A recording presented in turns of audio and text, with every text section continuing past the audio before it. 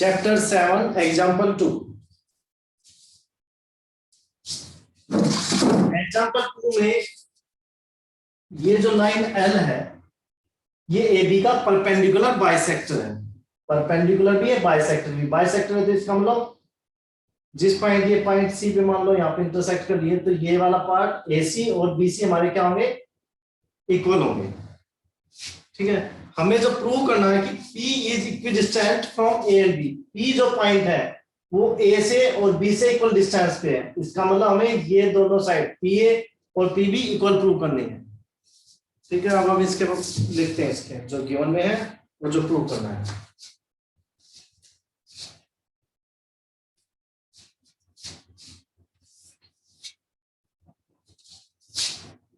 Example second,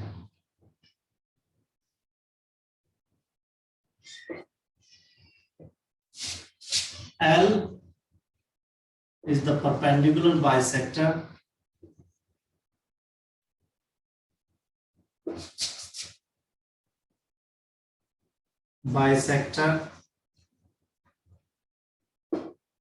of AB.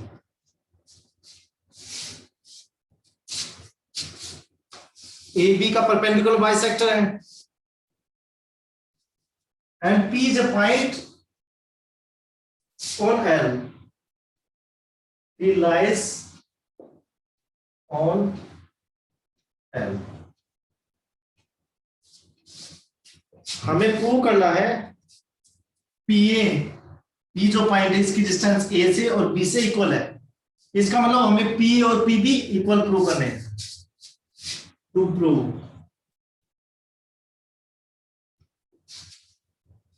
P is equidistant, P is equidistant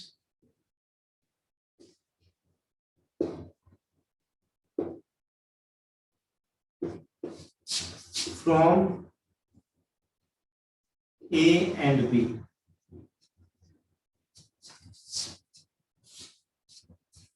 अब इसको कैसे prove किया जाएगा, देखो अगर हम इन दोनों ट्रायंगलों को कॉन्ग्रुएंट प्रूव कर देते हैं तो इसके जो कोरस्पोंडिंग पार्ट PA और PB है ये भी हमारे इक्वल आ जाएंगे। अब इसको प्रूव करने के लिए हमारे पास क्या क्या है और किस चीज की जरूरत पड़ेगी वो देखते हैं। देखो पहली बात, इसमें L इसका परपेंडिकुलर बाइसेक्टर दे रखा तो इसका मतलब ये 90 के एंगल होगा।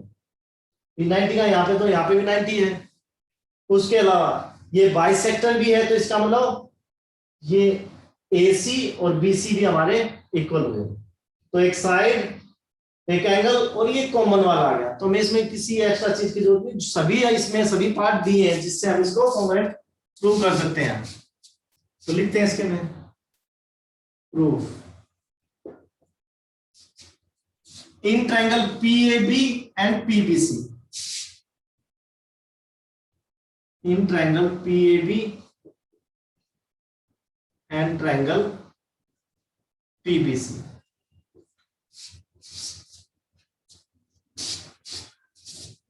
AC इक्वल BC, PAC था हमारे पास, PAC ये वाला ट्रायंगल PBC है तो AC और BC हमारे इक्वल हुए। AC इक्वल BC, रीजन वही है इसमें, L is the perpendicular bisector, L is the perpendicular bisector of AB।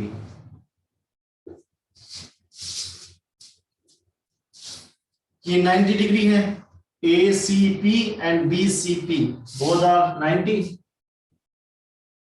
Angle ACP equal है एंगल BCP के। इस 90 रीजन वाई परपेंडिकुलर है इसलिए 90 हुए थे ना, ईच 90 लिख सकते हैं, ईच 90 डिग्री। उसके अलावा और क्या हमारे पास, PC जो साइड है दोनों में है, कॉमन है, PC इक्वल PC कॉमन। अब ये हमारा साइड एंगल साइड से कॉन्ग्रुएंट हो गए दोनों triangle. therefore triangle PAC congruent triangle PBC।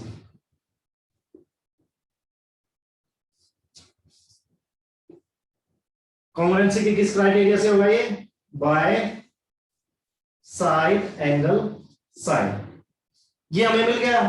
अब जिस चीज का हमारा इंटेंशन था PA इक्वल PB करने का, वो इससे हो जाएगा।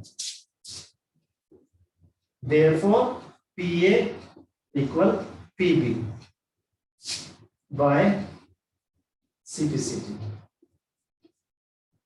CPCT से इक्वल आ गए तो इसका मतलब क्या हुआ? P A से और B से equal distance, P equal PB आ गया। PA इक्वल PB, इसका मतलब P A से भी उतनी डिस्टेंस पे है जितनी डिस्टेंस B से इसकी है।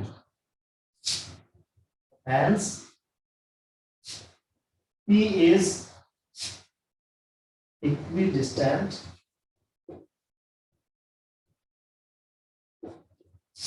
from A and B।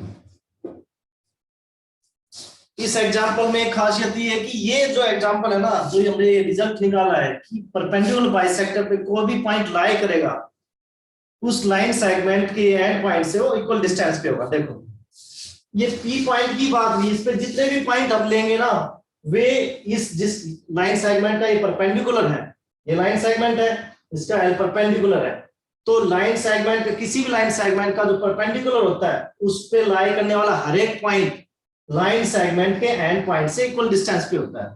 कितने ही पॉइंट ले लें आप, कोई और भी लेंगे वो भी हमारा इक्वल डिस्टेंस पे होगा। ये रिजल्ट आगे बहुत यूज होगा। ठीक है, इस क्वेश्चन के बारे में कोई डाउट हो तो कमेंट करके मेरे को पूछ सकते हैं।